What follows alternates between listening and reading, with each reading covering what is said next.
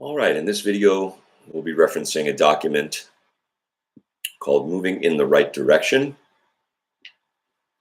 which is really relating to your picking hand, your right hand if you're a standardized player, and your left hand if you play left-handed. This document shows 4 examples. The first 2 are very basic, and they show one particular way to problem solve the pick facing in the wrong direction, meaning that feeling of being caught between the strings or hung up where there's a lot of effort required, as opposed to the opposite, which would be facing in the right direction. It feels effortless. The pick is moving in the right direction. Notes are coming out like butter, so to say. So let's go ahead and work our way through the document one step at a time. Obviously, we're going to focus on the right hand in the video. The shapes should be self-explanatory based on the notation, tablature, and pick strokes that are shown on the document. So before I get started, the one thing I want to say is by no means do I think this is the one way or the only way to do it. It's nothing like that. This is just merely one way. It's not the only way. For some players, this will maybe not be the best way to go about it. Myself personally, I like to try to keep all my options open and try to have the most amount of different ways to go about things so that I can find out for myself which way works the best. So to that end, here we go. The first arpeggio is just a very basic B7 arpeggio starting on root 6. You may notice that if you look at the tablature, for example, there is a pattern that takes place, which is 2 notes on a string, followed by 1 note on a string, followed by 2 notes on a string. So that pattern continues all the way through, and while that's a good thing, it does pose a problem. So let's check that out. I guess I can get the left hand in here too. Okay, so if I play a downstroke followed by a hammer-on, a downstroke, another downstroke with a hammer-on, downstroke, downstroke, hammer, and then a downstroke. That'll get me all the way through it. So basically that's pick, hammer, pick, pick, hammer, pick, hammer,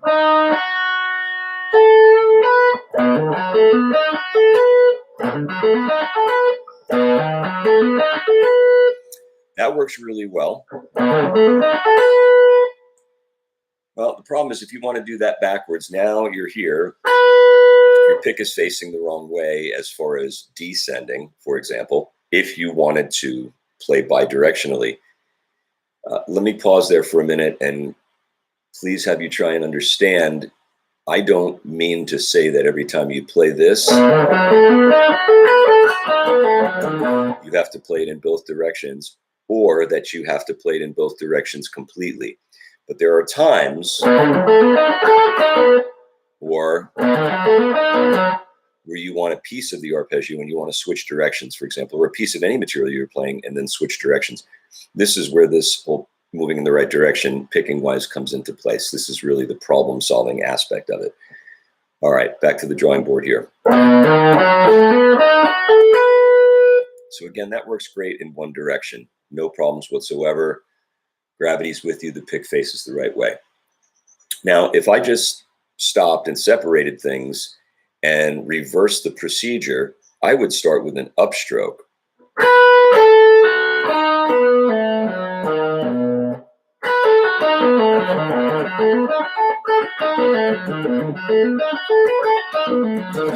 So in order for me to do that in 2 directions, I have to go around that B string and begin my upstroke to descend.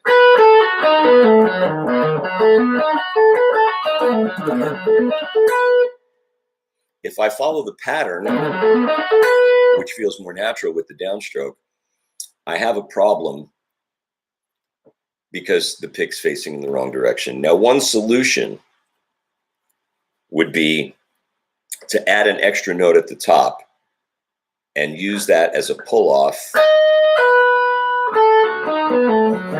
which will buy me time to turn the pick around in the proper direction. Something like this. So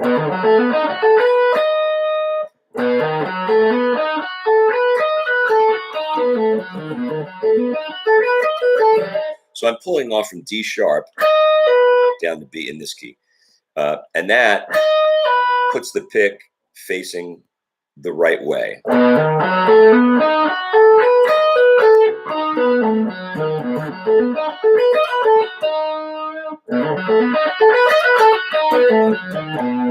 It also allows me to keep all these picks as a rest stroke.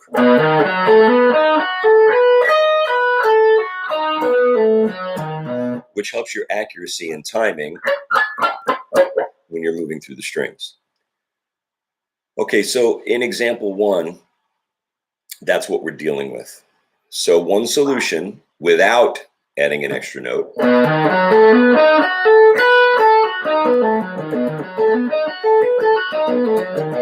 that works fine, but we're going to see in a little while how another approach will work even maybe better and allow more options for creativity, as it says on the document, and also get a more fiery sound if that's what you're after. Let's go to the second example. This is an E minor arpeggio, E minor 7 arpeggio, and we come across something a little bit different here.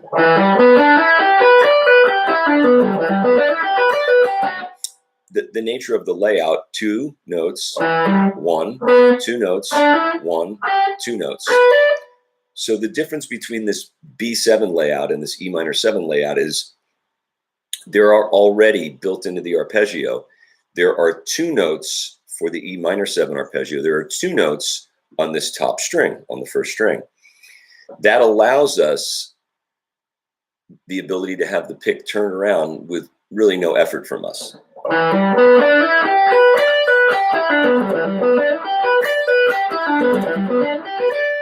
So if I go up, all downstrokes.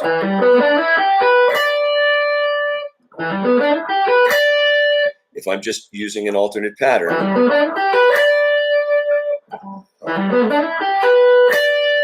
that's not a problem. I'm not going in, or that alternate stroke, I'm not jumping over any strings. It's all on the E string.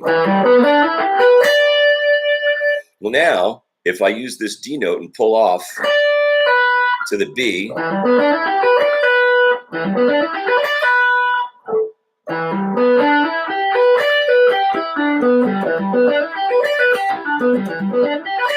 now I'm facing in the right direction.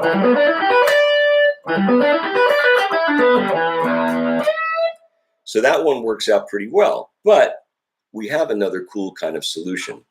So the basic gist of this document is not just to work on B7 and E minor, it's for this type thing to filter into all of your playing. And the way that this works out is by paying attention to what odd and even numbers do regarding your pick. So let's take one moment to address something that's not on the document but plays into this whole big picture.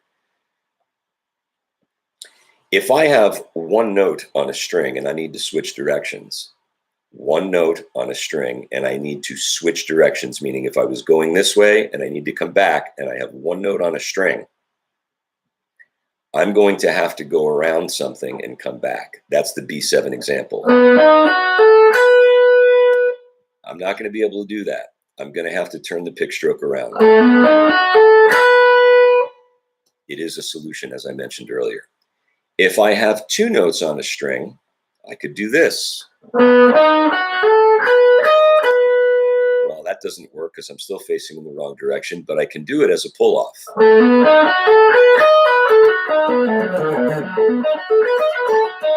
That works okay. You don't always want to have to be relegated to that, though, right? We want more freedom. If I have 3 notes on a string, that means that the pick's downstroke would be 1, 2, 3. Well, I'm still facing in the wrong direction, right? So 3 strokes, 3 pick strokes, sorry about that, 3 notes starting with a down pick. points us in that direction. 3 notes starting with an upstroke puts us in the proper direction if we're trying to descend. Let me do that again. So you have up, down, up, and then you're pulling across to the next string.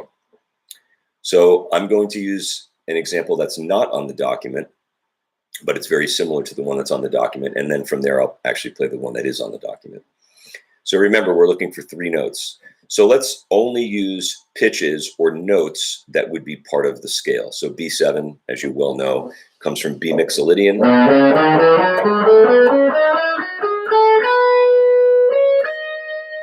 Remember, I'm trying to get an odd number of notes on a string.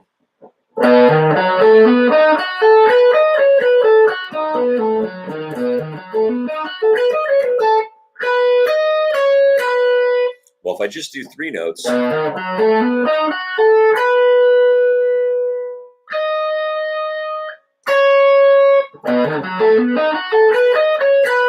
my pick is facing in the right direction. Well, why is that? If you pay attention,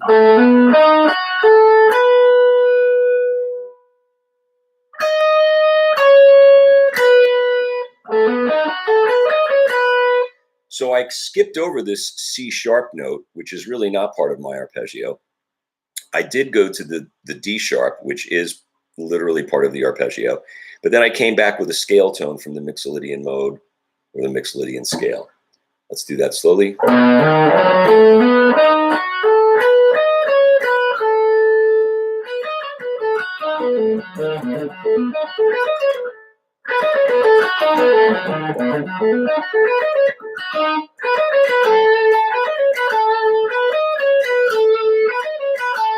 I would highly recommend maybe practicing just that little kind of snippet. So down, up, up.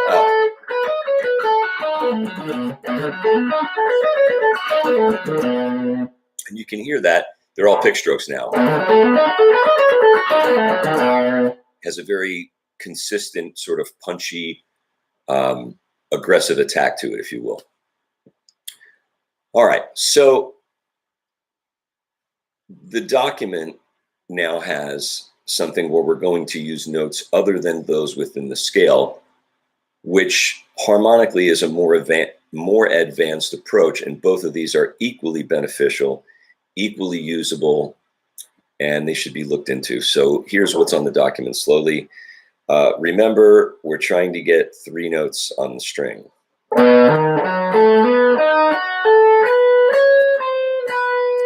Wait a minute, you mean is that 4? 1, 2, 3, 4. Well, that's not what you said. That's true, but there's a difference. There's a reason. It's because of the direction that the pick started. So let's take a look at 4 notes, starting with a downstroke.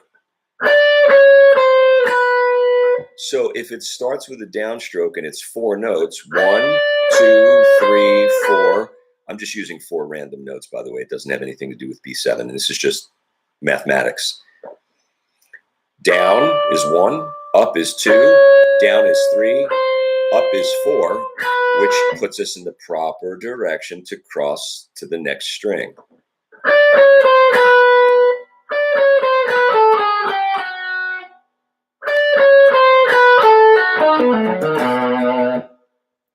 All right, so that's different than when we had 3 notes.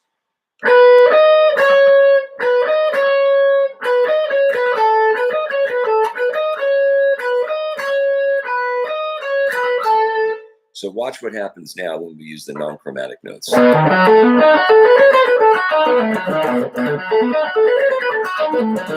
That's a cool sound.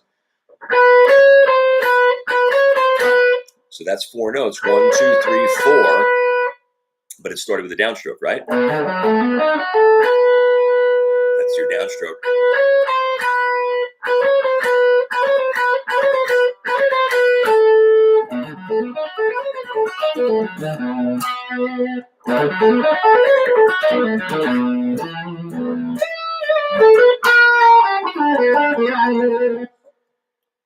So that's a really cool thing that happens there. Definitely something to pay attention to. And so we're going to move to the E minor in a minute, which is slightly different. Same principles and concepts, but slightly different. I want to take a moment to mention this does not need to happen only on outside strings, meaning your sixth string and your first string. This can happen anywhere within those center strings with any line that you're playing, any scale, any arpeggio, any improvisational idea. This never fails. This will always be that. No matter how you slice it, no matter what string it's on, no matter the intervallic distance, even if I play a wider. 1,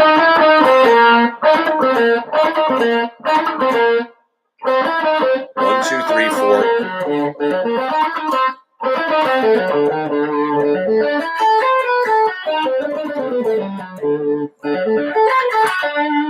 So it works anywhere within.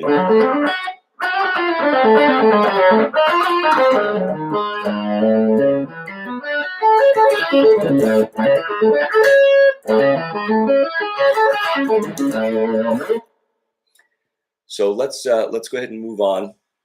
So that was 3 notes. Let me just, harmonically talk about that for a second. So all of this is B7. This would actually make it B7 with a 9, right? But that's a scale tone. I moved chromatically from the C sharp down to the C, just like the document states, which is the flat 9. And, you don't always have to justify the harmonic content, but I'm doing it just because it is a lesson, and I'd like you to know that, give you as much information as I can.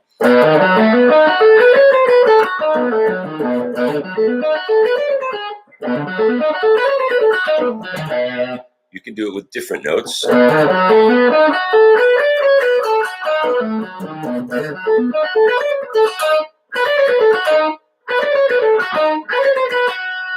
can.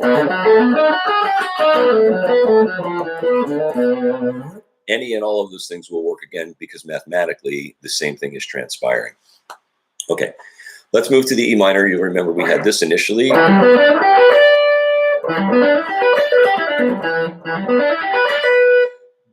So that contains a pull off, which is fine. But you have another option where you can take 3 notes like I have on the document.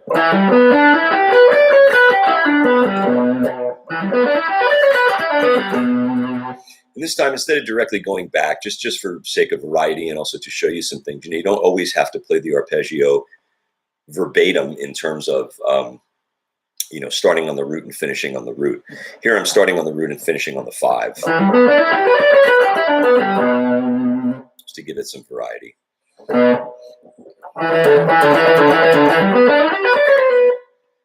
All right, so here we go. This,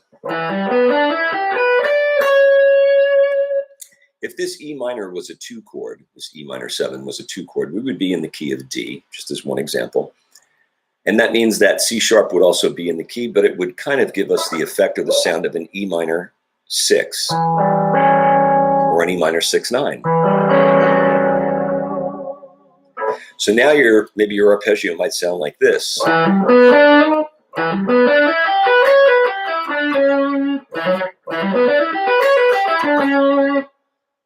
But if I put the chromaticism, or not chromaticism, is if I use the scale tones,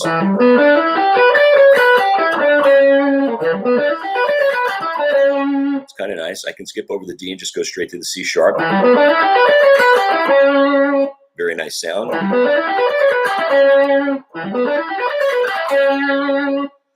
That's kind of cool. That's really what a 2 chord is. A 2 chord is really a minor 6. It's not really a minor 7. It is if you're just equally spacing, thirds, if you're building your chords in thirds. But you'll notice we crossed over the C sharp. So once again, this should be a different video, but tonic, minor third up, major third up, minor third up, major third up, minor third up, major third up, minor third up, major third up would take us to G sharp, which we don't want. So we'd have to go back to another minor third, but that would be beginning the cycle over again. So we've covered everything.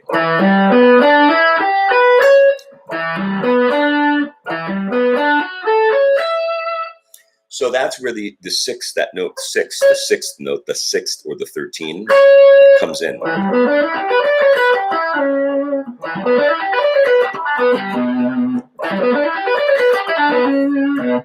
So you can do a lot of different things with it. But the point is, these are notes from the scale or from the mode, right?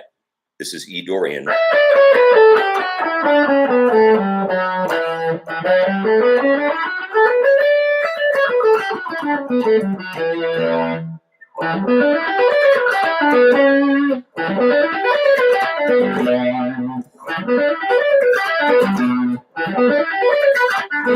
was doing this the other day, and somebody said, "Oh, it's like a hot knife through butter." It kind of feels that way too. It takes a minute to get used to it, but remember to use rest strokes. And something that's not on the document, but harkens back to our B7 example. Again, mathematically, with the number of notes on the top string, it's a little different. It starts out as the E minor arpeggio. Instead of going to the 7th, I went straight to the 6th, and I went down chromatically to the 5th.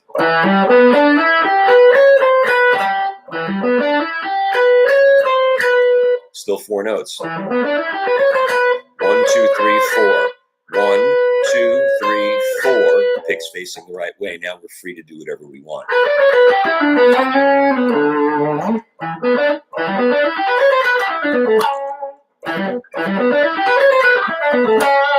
One thing that I noticed, and this would be hard for you to tell unless I turn a metronome on, before I was able to do this, something that I found out was, as an example, would be if I was to start a line similar to this, and I started it on the downbeat, like 3, 4. Maybe say that was the easy way to do it, meaning it felt comfortable and it felt easy. What I found is that if I were to begin that not on the downbeat, things began to feel kind of uncomfortable, at least initially, till I worked with it a whole bunch of times, which hopefully shouldn't be. You should hear an idea in your head, and no matter where it is within the pulse of the beat, meaning if you're playing 16th notes, the first 16th, the second 16th, the third 16th, or the fourth 16th, you would think that if you have this under your fingers and you've worked with it, you should be able to place that wherever you want to. My findings were the polar opposite of that. It didn't work that way for me. So one thing I found about this odd and even number thing and paying attention to the direction the pick is moving in is that it doesn't pose an issue when I move it within the pulse of the beat. So if I go 3, 4, let's play this one. Just maybe say that much. That much of it. 3, 4. 3, 4, 1. It doesn't feel any different. I know it's hard. I guess if I just, let me do it this way. I'm going to set the metronome, hopefully fast enough. That's around 126. So that's downbeat, right? 1, 2, 3, 4. 3, 4, 1. It's the same amount of effort. It doesn't feel uncomfortable. It doesn't feel any different. I imagine, I suspect, I deduce that it's because that pick is facing the right way. We're not fighting gravity. We've worked it out where when we're headed this way, when we're descending and we're heading this way, we're starting with that upstroke so that it's facing in the proper direction. When we're heading this way, we're using all the proper amount of strokes and it's facing that way. So you could maybe argue that you should pay attention to the bottom just as much, and you can certainly do that. I don't, because I use the hammer on, but if I was going to really do this, I would probably start the E minor 7 example with an upstroke so that I went up. Sorry.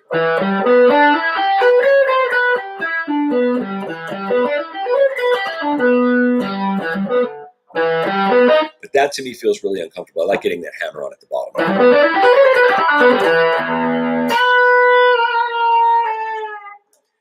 So that's most of what I have to say about this. I would begin to take some time and look at some things that you commonly play and try to see how you can I'll use the word sequence, how you can sequence this into your present improvisational ideas, lines, licks. I don't know what word to use anymore after all these years. That being said, here's one little tidbit for a root 6 minor 7, which we didn't do. What this shows is that you don't necessarily just have to play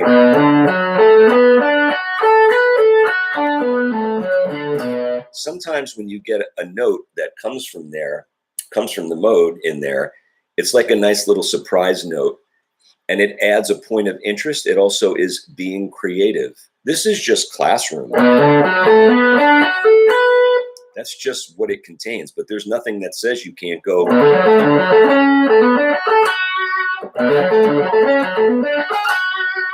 So that being said,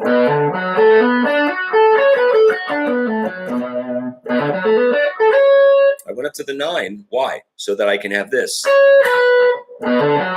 Sorry.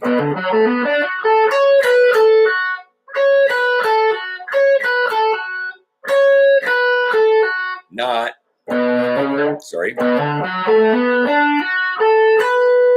Now I'm facing in the wrong direction. But just by adding that note, that C sharp, which is the 9, like a B minor 9, just by adding that note to the arpeggio, it's pretty nice. I could add it in 1 octave. I could add it in both octaves. You don't have to put it in both, but you can.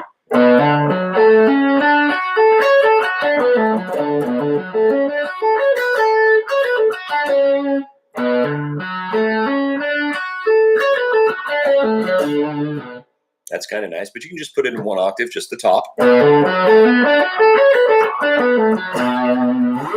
So I hate this cliche, but it works. The world is your oyster. You can really go pretty far and take it to any level that you want. And it really kind of will become personalized because you're going to probably choose notes that you like the sound of. You're going to maybe choose chromatic movement, you know, when we did the B7.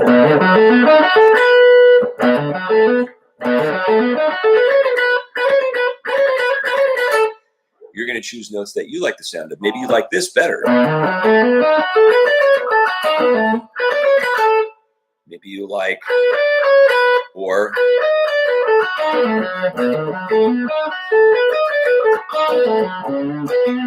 so you'll wind up choosing things that you like the sound of, and that will, of course, make it individualized and personalized.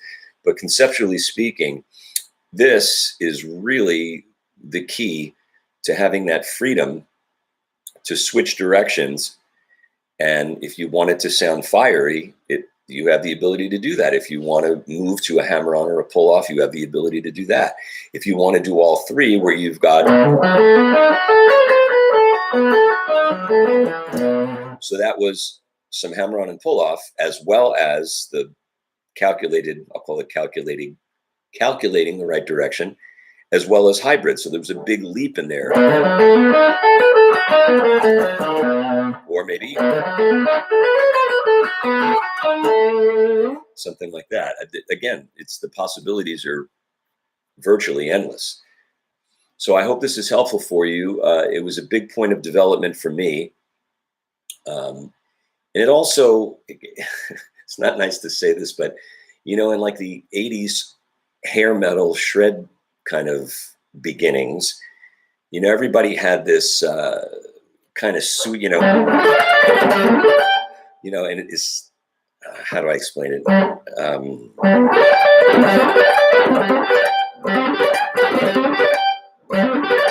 So the top note had this like kind of pull off sound, this, you know, this. So I kind of like that.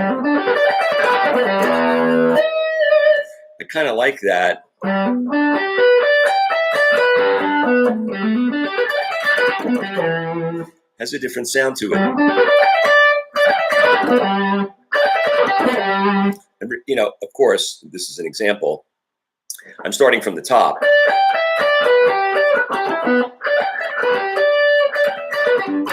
Sorry.